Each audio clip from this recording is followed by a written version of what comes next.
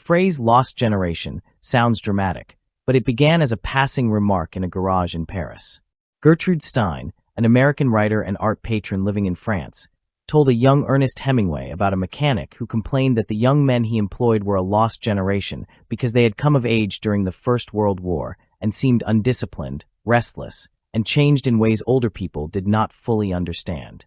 Hemingway later used the phrase as an epigraph to "The sun also rises," and from there it became a shorthand for an entire generation who survived the war but felt like they had lost their old world, their faith, and the easy optimism their parents took for granted.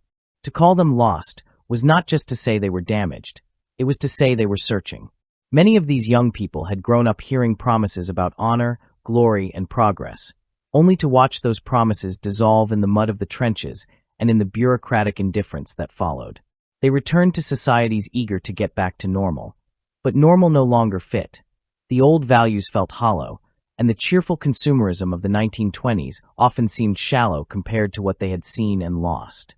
That gap between what they were told life would be and what it actually was is where the lost generation begins.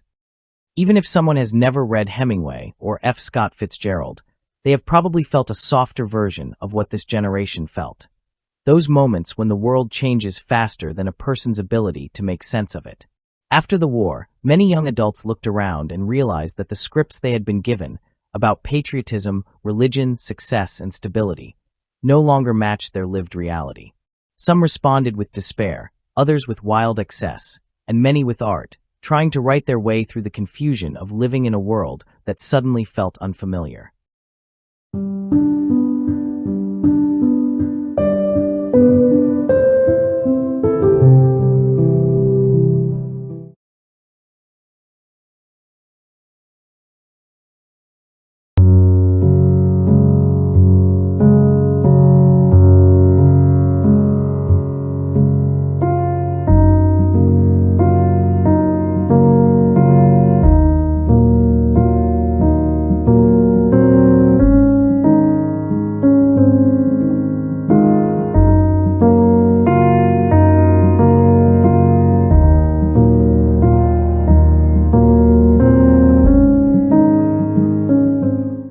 World War I was supposed to be the war to end all wars, a righteous conflict that would prove the strength of nations and secure a better future.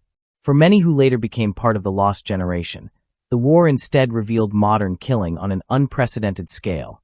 Machine guns, poison gas, barbed wire, and artillery that turned landscapes into wastelands and reduced human bodies to statistics on casualty reports. Those who fought encountered not just danger but also immense boredom, absurd orders, and a sense that their lives were being gambled by distant leaders who spoke in lofty rhetoric while soldiers bled in trenches. Even those who did not serve directly were shaped by the war's atmosphere. The constant news of battles and deaths, the patriotic propaganda, and the pressure to support the cause left deep marks on people who were teenagers or young adults in those years.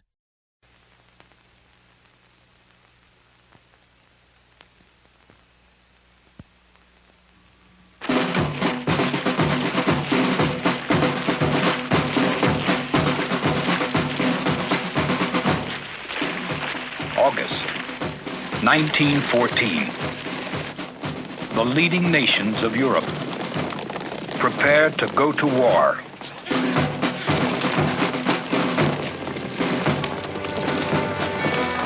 Before it is over, more than 8 million men will be dead. Kings and emperors will fall. Countries will disappear from the map. The world will be forever changed.